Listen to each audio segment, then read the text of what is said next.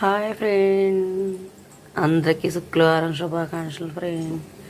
ఇవాళ మనకు వచ్చి చింతపండు పులిహార ఫ్రెండ్.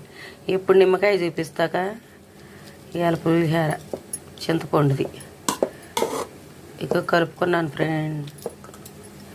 ఎన్ని వేసుకున్నాను కలుపుకొని చింతపండు ఉడకబెట్టుకున్నాను ఫ్రెండ్స్. ఇట్లా కలుపుకున్నాను. మామూలుగా పచ్చిమిరకాయ, తిరగమాత గింజలు,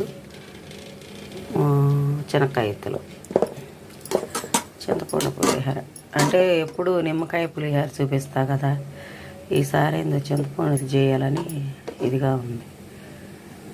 అమ్మవారికి నైవేద్యం అంటే దీపారాజు నేను చేయను, ఇంట్లో ఆడవాళ్ళు ప్రాబ్లాలు ఉంటాయి కదా ఫ్రెండ్. ఏదన్నా కానీ 5వ రోజు కానీ ఇక ఏదో పూలు పెట్టి నైవేద్యం పెడతాం.